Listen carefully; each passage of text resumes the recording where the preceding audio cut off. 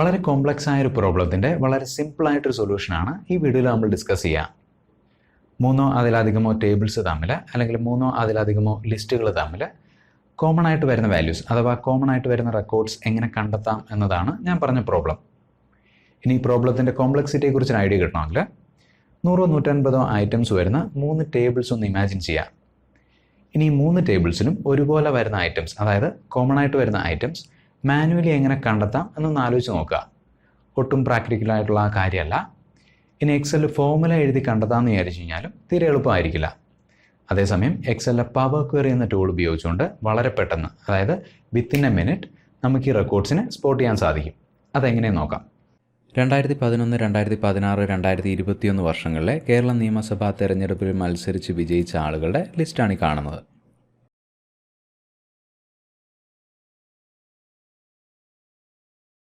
ഇനി 3 തെരഞ്ഞെടുപ്പുകളിലും ഒരുപോലെ മത്സരിച്ച് വിജയിച്ച ആളുകളെ എങ്ങനെയാണ് കണ്ടെത്തുന്നതെന്ന് നോക്കാം. അതായത് ഈ 3 ടേബിളുകളിലെയും മൂന്നാമത്തെ കോളത്തിൽ കോമൺ ആയിട്ട് വരുന്ന പേരുകൾ അഥവാ കോമൺ ആയിട്ട് വരുന്ന വാല്യൂസ് എങ്ങനെയാണ് കണ്ടെത്തുന്നതെന്ന് നോക്കാം. ഇതിനുവേണ്ടി നമ്മൾ എക്സലിലെ പവർ ക്വയറി എന്ന ടൂളാണ് ഉപയോഗിക്കുക. ഈ ഡേറ്റയിൽ പവർ ക്വയറി അപ്ലൈ ചെയ്യാനായിട്ട് ഈ ഡേറ്റയെ നമുക്ക് ആദ്യം എക്സൽ ടേബിൾസ് ആക്കി മാറ്റേണ്ടതായിട്ടുണ്ട്.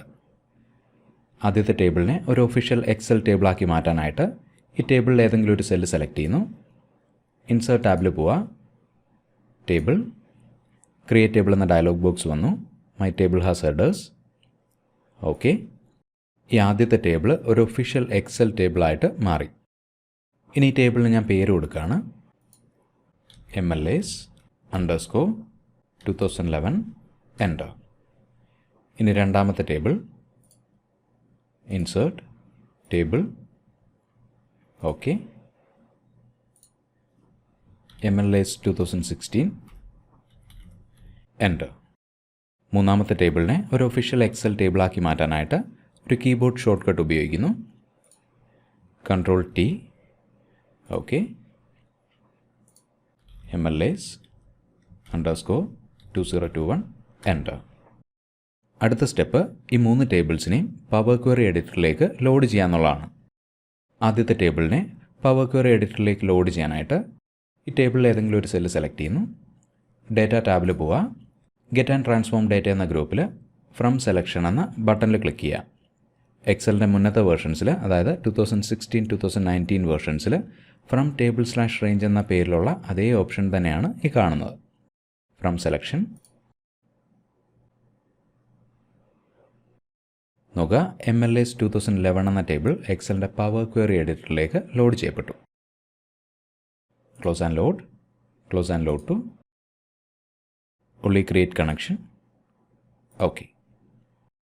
രണ്ടാമത്തെ ടേബിളിനെ പവർ ക്വയറി എഡിറ്ററിലേക്ക് ലോഡ് ചെയ്യാനായിട്ട് ഫ്രം സെലക്ഷൻ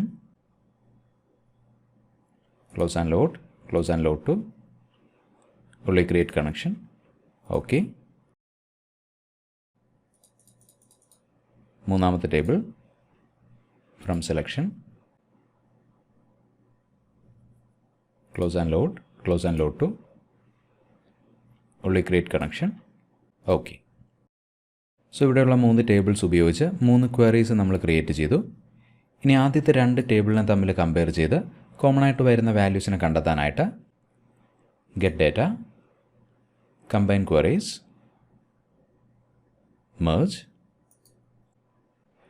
മെർജ് എന്ന ഡയലോഗ് ബോക്സ് വന്നു. ഇനി ഈ ഡ്രോപ്പ് ഡൗൺ ലിസ്റ്റ് ഉപയോഗിച്ച് ആദ്യത്തെ ടേബിൾ സെലക്ട് ചെയ്യുക. MLS_2011. രണ്ടാമത്തെ ടേബിൾ സെലക്ട് ചെയ്യുന്നു. MLS_2016. പവർ ക്വയറിയിലെ മെർജ് എന്ന ടൂൾ ഉപയോഗിച്ചിട്ട് 2 ടേബിൾസിനെ നമുക്ക് 6 രീതിയിൽ കമ്പയർ ചെയ്യാൻ സാധിക്കും, അല്ലെങ്കിൽ 6 രീതിയിൽ മെർജ് ചെയ്യാൻ സാധിക്കും. ഇതിനായിട്ട് 6 type of joints power query provide ചെയ്യുന്നുണ്ട്. ഇതിൽ തന്നെ 2 ടേബിൾസ് തമ്മിലുള്ള കോമൺ ആയിട്ടുള്ള വാല്യൂസ് കണ്ടെത്താനായിട്ട് ഇന്നർ ജോയിൻ ആണ് ഉപയോഗിക്കുക. സോ ഇന്നർ ജോയിൻ എന്ന ഓപ്ഷൻ സെലക്ട് ചെയ്യുന്നു. ഇനി ഈ 2 ടേബിളുകളിലെയും ഏത് കോളങ്ങളാണോ കമ്പയർ ചെയ്യേണ്ടത് ആ കോളങ്ങൾ സെലക്ട് ചെയ്യുക.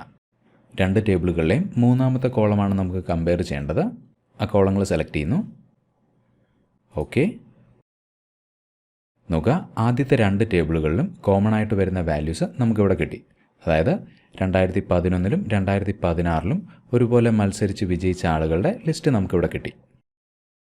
ഇനി ഈ ടേബിളിനെ മൂന്നാമത്തെ ടേബിളുമായിട്ട് കമ്പയർ ചെയ്യാനായിട്ട്, അതായത് 2021 ടേബിളുമായിട്ട് കമ്പയർ ചെയ്ത് കോമൺ ആയിട്ട് വരുന്ന വാല്യൂസിനെ കണ്ടെത്താനായിട്ട് മെർജ് ക്വറീസ്, വീണ്ടും മെർജ് ക്വറീസ്, 2021 ടേബിൾ സെലക്ട് ചെയ്യുക.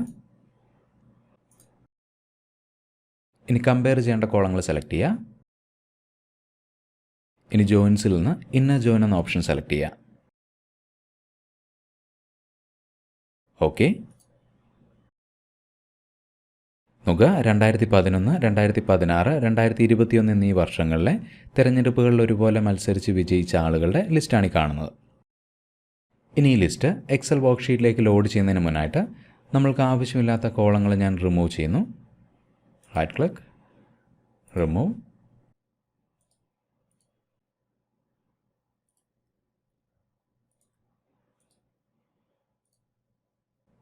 ഇനി ഈ ലിസ്റ്റ് എക്സൽ വർക്ക്ഷീറ്റിലേക്ക് ലോഡ് ചെയ്യാനായിട്ട് ക്ലോസ് ആൻഡ് ലോഡ്, ഒരു തവണ കൂടി ക്ലോസ് ആൻഡ് ലോഡ്. നോക്കുക, 3 തിരഞ്ഞെടുപ്പുകളിലും ഒരുപോലെ മത്സരിച്ച് വിജയിച്ച ആളുകളുടെ ലിസ്റ്റ് നമുക്കിവിടെ കിട്ടി. അഥവാ 3 ടേബിൾസിലും കോമൺ ആയിട്ട് വരുന്ന പേരുകൾ നമുക്കിവിടെ കിട്ടി. നമ്മളിവിടെ കമ്പയർ ചെയ്തത് ഒരേ സൈസിലുള്ള, അതായത് വരികളുടെയും കോളങ്ങളുടെയും എണ്ണം ഈക്വൽ ആയിട്ടുള്ള 3 ടേബിൾസ് ആണ്. പക്ഷേ പല സൈസിലുള്ള, അതായത് ഡിഫറെൻറ്റ് നമ്പർ ഓഫ് കോളംസും ഡിഫറെൻറ്റ് നമ്പർ ഓഫ് റോസും ഉള്ള മൾട്ടിപ്പിൾ ടേബിൾസിനെ കമ്പയർ ചെയ്യാനും ഇതേ ടെക്നിക്ക് തന്നെ ഉപയോഗിക്കാവുന്നതാണ്. മറ്റൊരു എക്സൽ വീഡിയോ ആയിട്ട് വീണ്ടും കാണാം. Thanks for watching and wish you A great day.